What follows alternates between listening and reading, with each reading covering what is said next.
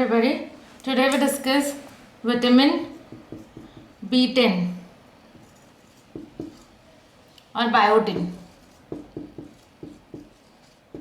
Vitamin B10 or biotin, easy to remember, 10 over here, 10 over here. Vitamin B10 and biotin.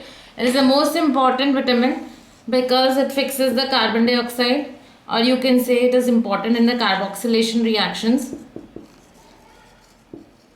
So it is an important vitamin. Wherever carbon dioxide has to be fixed into a molecule in any metabolism, vitamin B10 takes place. Vitamin B10 is present. Now vitamin B10, the source, it is abundantly present. So there is no deficiency of vitamin B10. It is abundantly present. RDA is 200 to 300 milligram per day. The biotin inhibitor is avidin, which is present in the raw egg. Therefore, if raw egg is eaten, biotin absorption or biotin is inhibited. So the source is it is abundantly present. Therefore, deficiency of vitamin B10 or biotin does not take place. Recommended dietary allowances is 200 to 300 milligram per day. There is biotin inhibitor avidin, which is present in the raw egg, and it may inhibit the absorption of biotin or vitamin B10.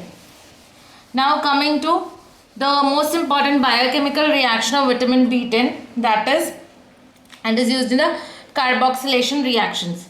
It is used in the carboxylation reactions. So it is, what does it do? That the carbon dioxide which is present will bind to the nitrogen molecule of the biotin.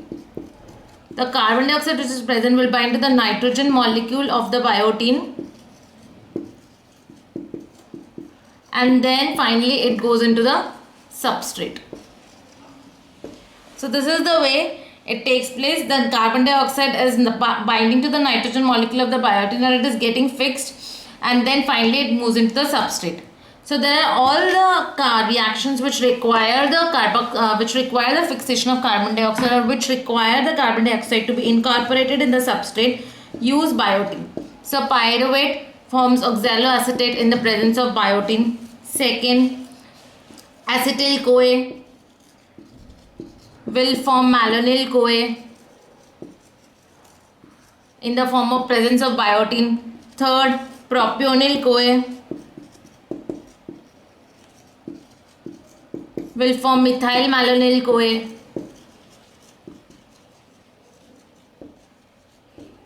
in the presence of biotin. So mostly all the carboxylation reactions, which are like, for example, pyruvate to form oxaloacetate, acetyl CoA to form malonyl CoA, propionyl CoA to form methyl malonyl CoA, will require biotin for fixation of carbon dioxide.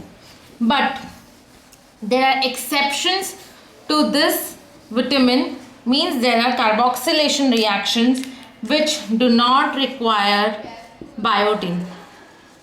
So there are carboxylation reactions which do not require biotin. So we need to remember these reactions, because these reactions could be importantly asked in Viva, importantly asked while presenting seminar, or it may be asked as MCQs in various entrance exams.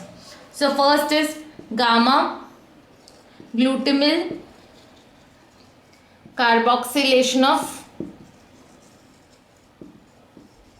vitamin K dependent clotting factors.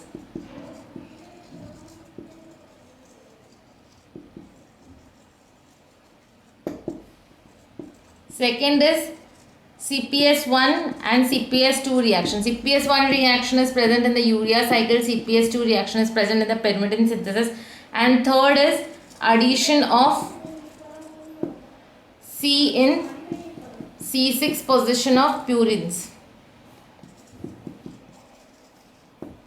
So these are the three reactions where vitamin 10 or vitamin B10 or biotin is not required. Okay, so gamma glutamyl, this we have to remember, gamma glutamyl carboxylation vitamin K dependent clotting factor, CPS1, CPS2 reactions. One is in the urea cycle, second is in the pyrimidine synthesis, third is addition of C in C6 position in the purine. So these three are the reactions which do not require vitamin 10 or vitamin B10 or biotin. Now what is the mechanism of how the vitamin B10 fixes the carbon dioxide molecule in the substrate? Just we look at this.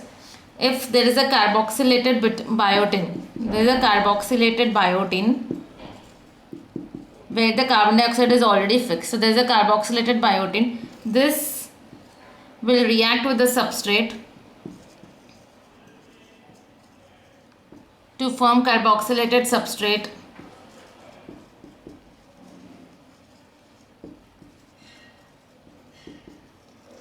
In turn, it will form it will lead to form a release of, or the reaction will have a biotin enzyme complex. So the carboxylated biotin gave its carbon dioxide to the substrate and the substrate became carboxylated. We were left with biotin enzyme. This biotin enzyme will again will again fix the carbon dioxide for the next part of the reaction. ATP will be utilized, producing ADP. The intermediate will be formed, carbonic, phosphoric anhydride. Will lead to the formation of carboxylated biotin. That's all for the biotin mechanism. So biotin fixes carbon dioxide and then passes the carbon dioxide to the substrate, forming carboxylated substrate. Biotin enzyme reacts with carbon dioxide and ATP. In intermediate is formed carbonic phosphoric anhydride, which leads to the production of carboxylated biotin. Thank you all.